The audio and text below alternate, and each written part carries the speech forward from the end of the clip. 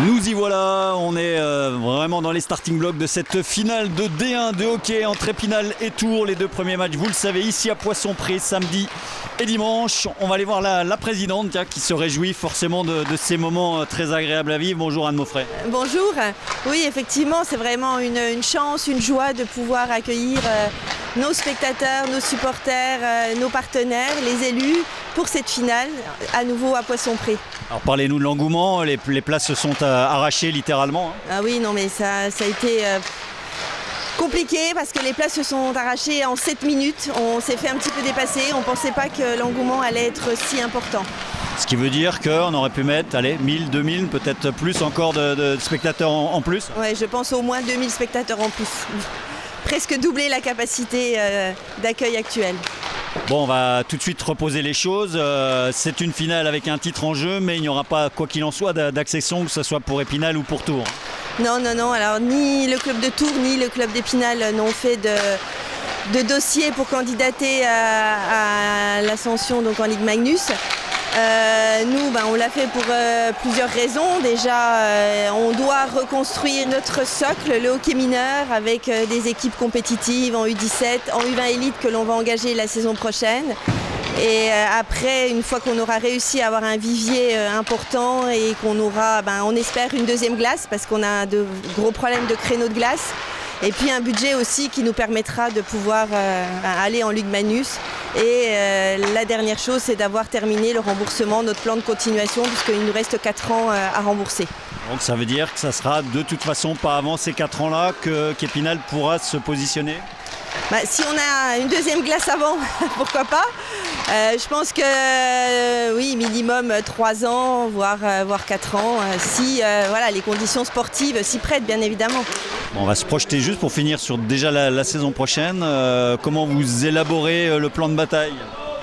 On commence déjà à y travailler par rapport au recrutement, à la composition de l'équipe. Et puis on va essayer de renforcer encore un petit peu l'équipe pour espérer être toujours resté dans le top 4 comme ça a été toute cette saison.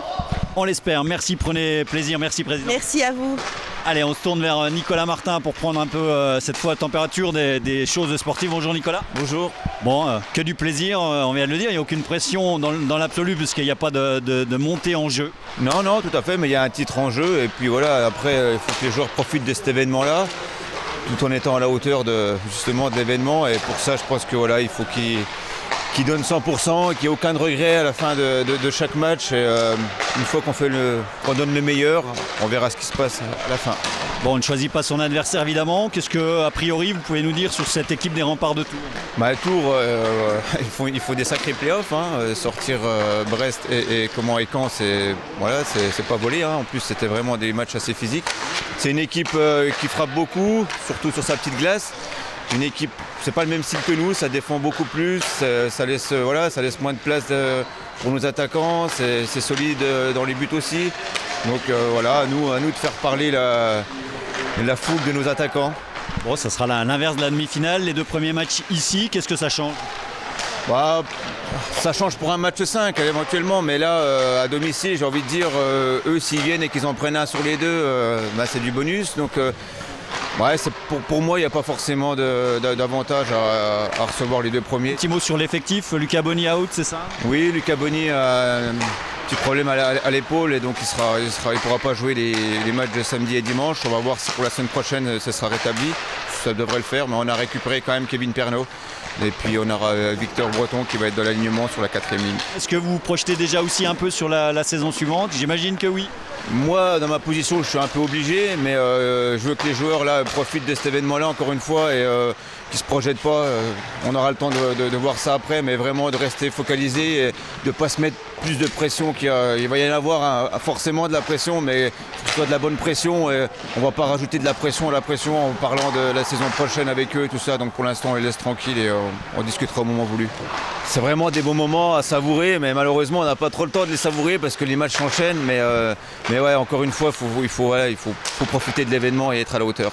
C'est tout ce qu'on vous souhaite. Merci Nicolas. Merci à vous. Place au jeu donc avec ce premier match de la finale entre Épinal et Tours à vivre dès ce samedi 18h à la patinoire de Poisson-Pré et en direct sur notre chaîne.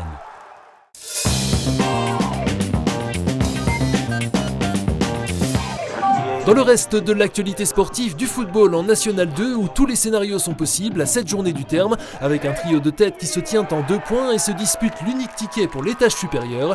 Deuxième, Épinal accueille ce samedi l'US Boulogne qui lutte pour son maintien. Une rencontre qui se déroulera dès 18h au stade de la Colombière mais à huis clos, le SAS ayant été sanctionné suite aux frasques à répétition de quelques supporters.